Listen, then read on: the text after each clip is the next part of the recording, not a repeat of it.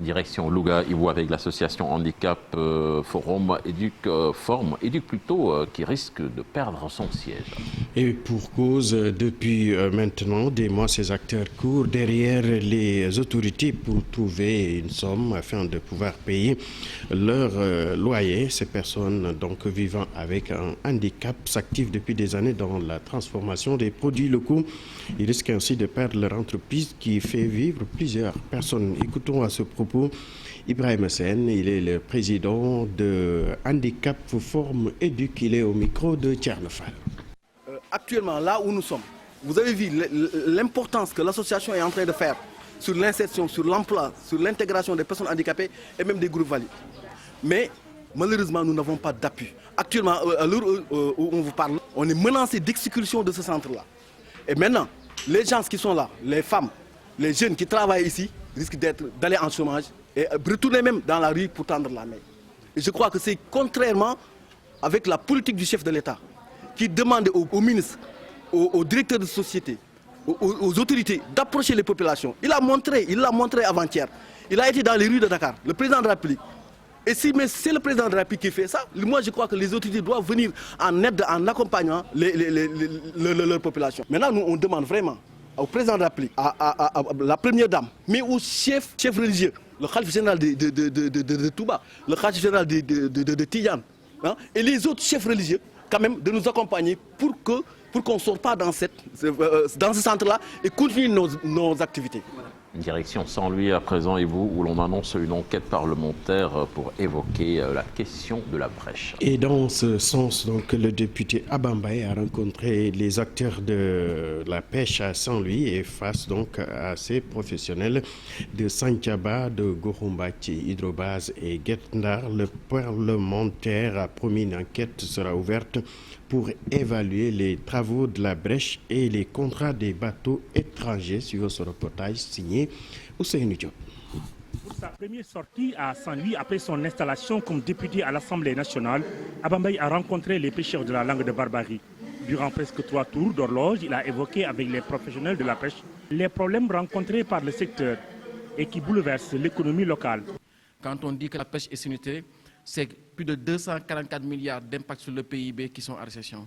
C'est plus de 600 000 emplois qui sont menacés de manière directe et indirecte. C'est des pères de famille qui emploient au quotidien des trentaines de personnes qui voient leur métier à terre à cause de l'exploitation du gaz. Lors de cette rencontre, les pêcheurs de Guetndar, Santhiaba, Gorumbak et Hydrobase ont soulevé plusieurs questions liées à la brèche et qui a emporté depuis la fin des travaux plus de 16 pêcheurs originaires de la langue de Barbarie. Pour Abambaye, les autorités locales doivent dire la vérité aux pêcheurs. Il a même promis qu'une commission d'enquête parlementaire sera menée dans ce sens. Nous allons voir les outils que nous avons les missions d'information, nous avons les missions d'enquête parlementaire. Nous voulons savoir, nous voulons comprendre. La dernière fois qu'ils nous ont dit qu'ils l'ont dragué, depuis lors, il y a eu 16 morts supplémentaires. La question des bateaux étrangers qui pillent nos ressources a été aussi l'un des sujets de discussion abordés lors de cette rencontre. Abambaye propose des commissions d'enquête parlementaire sur les contrats des licences. Ces licences de pêche qui sont délivrées aux bateaux étrangers et qui sont prêts à payer un acompte de 40 millions juste pour pouvoir avoir une licence et pour connaître. Ça veut dire qu'il n'y a pas une érosion de la matière halieutique. C'est parce que ces bateaux sont 1000 fois plus puissants que nos pirogues. Avec l'ouverture du marathon budgétaire dans les jours à venir, le député de Saint-Louis compte porter sa robe d'avocat pour plaider pour une meilleure prise en charge des doléances des pêcheurs de Saint-Louis. Ousseynou Diop, restons donc avec ces acteurs de la pêche où à Kayar, Fass-Boye, le poisson se fait rare au niveau d'un des plus grands ports de débarquement de la région de Thiès qui sème donc l'inquiétude chez les acteurs de la pêche. Il évoque la présence des bateaux étrangers qui utilisent de grands moyens au détriment de la pêche artisanale. Cheikh Anta Diop, c'est la tire. Fass-Boye, le quai de pêche, grouille de monde. Les femmes et mareyeurs attendent avec impatience l'arrivée des pirogues. Babacar Seck, membre du comité local de pêche artisanale, dit être au regret de constater que les choses ne bougent pas. De Kayar à Fass-Boye, il n'y a plus de poissons. C'est en grande partie dû aux bateaux de pêche, dit-il. Les bateaux de pêche étrangers pillent nos ressources halieutiques. Cette forme de pêche impacte négativement la pêche pêche artisanale. Ils dirigent leur filet de Dakar à Lompoul et utilisent tout un arsenal.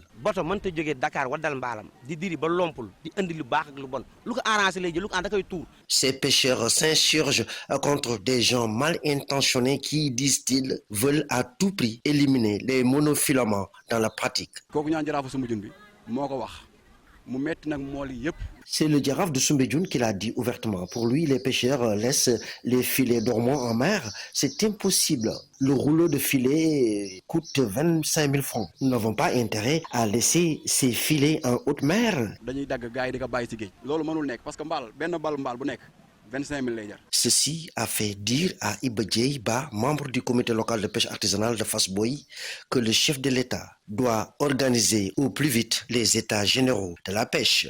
Cheikh Anta Diop, parlons à présent du Salon international de l'habitat, du logement et de la construction de Dakar. Le Premier ministre a donc ordonné le coup d'envoi hier jeudi au centre de conférence internationale Abdou Diouf de Diamniadio pour le Premier ministre. Il espère que donc les recommandations ici de cette rencontre vont régler le problème du logement au Sénégal. Cette année, le thème choisi est nouvelle dynamique de production à grande échelle du logement durable et abordable au Sénégal. Stratégie et perspective, la Turquie est le pays invité d'honneur. En sport, la Fédération sénégalaise de football et la douane veulent réglementer la commercialisation des maillots de l'équipe nationale du Sénégal. Et c'est à quelques mois, donc de quelques semaines de la Coupe du Monde de football à la rue Valmy. Les maillots de l'équipe nationale sont bien exposés. Seul hic, la Fédération sénégalaise de football, en collaboration avec la douane sénégalaise, ont décidé d'interdire l'importation et la vente des maillots. Les commerçants qui s'activent donc dans cette activité demandent plus d'explications à la suite de cette mesure. C'est un reportage signé Maïmouna Ndiaye, les images de Younous Diatta. Babacar Ndiaye a déjà réceptionné sa première commande de maillots de l'équipe nationale de football. Le commerçant pense faire de bonnes affaires avec la Coupe du Monde 2022. Avec l'interdiction d'entrée et de vente du nouveau maillot à l'exception de la Fédération sénégalaise de football, son projet risque de tomber à l'eau. Nous n'avions pas eu de problème en réceptionnant les commandes de maillots. Mais avec la décision qui vient de tomber, nos craintes sont multiples. La Fédération sénégalaise de football, à elle seule, ne peut pas satisfaire toute la demande. Autres boutiques, même son de cloche. La décision de l'instance en collaboration avec la douane va causer un gros manque à gagner.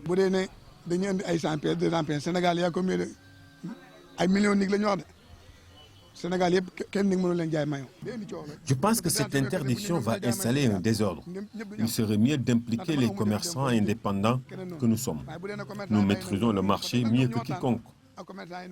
Et pourtant, la vente des maillots des Lions était jusque-là bien l'apanage des vendeurs indépendants.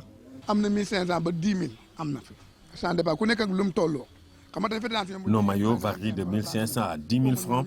À chacun sa bourse, contrairement à l'offre de la Fédération sénégalaise de football.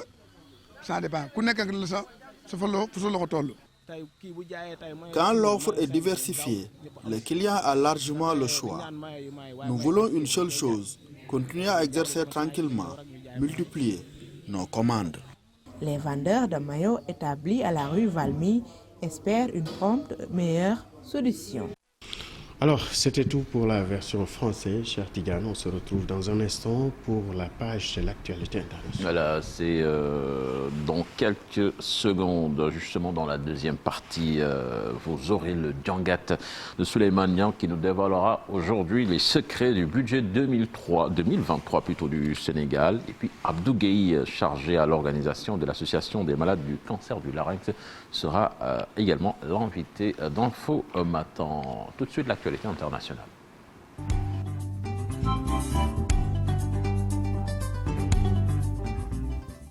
Direction le Soudan, Ibo, 150 morts en 2 jours dans des affrontements intercommunautaires. Exactement, cher Tigane, et c'est dans le Nil Bleu où 150 personnes, dont des femmes et des enfants, ont été tuées entre mercredi et jeudi dans de nouveaux affrontements entre communautés au Nil Bleu et dans le sud du Soudan.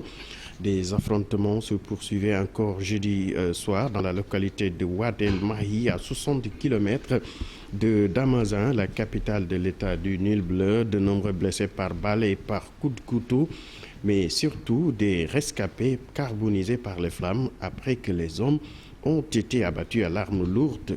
Des pâtés de maisons entières ont été réduites en cendres.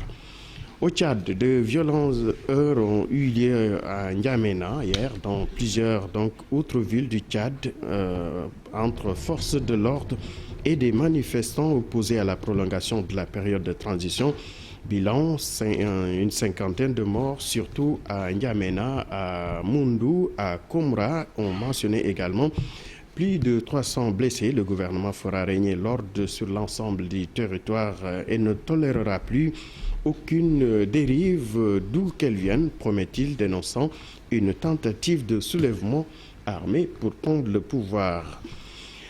Consternation en Allemagne après l'incendie d'un foyer pour réfugiés ukrainiens. Un incendie a presque entièrement ravagé un foyer accueillant des réfugiés dans le nord de l'Allemagne sans faire de victimes. La piste d'un acte criminel de l'extrême droite est privilégiée par les enquêteurs. Stupeur et consternation dans le pays.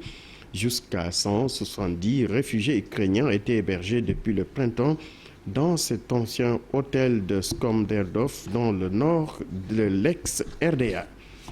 Au Mali, à présent, le Conseil national de transition a approuvé hier jeudi à Bamako la militarisation de la police et de la protection civile. Les conseillers du Parlement de la transition ont voté donc en faveur de ce projet de loi à l'unanimité.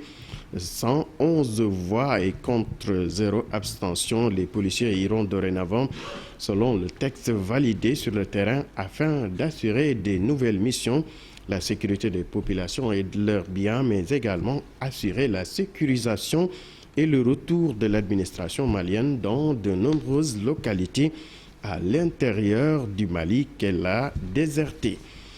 Attentat du 15 janvier 2015 en France, Ali Riza Pola condamné en appel à la perpétuité pour complicité.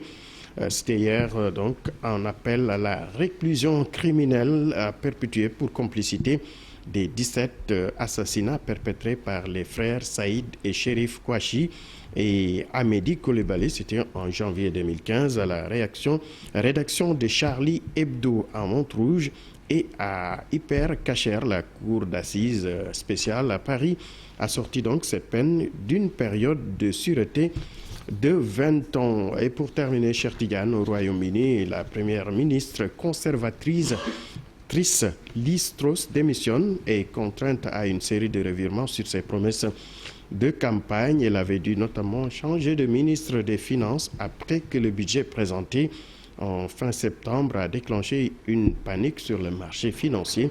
Cette fois, c'est Liz Truss, chef du gouvernement depuis début septembre, seulement qui s'envoie au nouveau Premier ministre britannique pourrait être désigné d'ici le 28 octobre prochain, selon un membre des Tories. Chartia.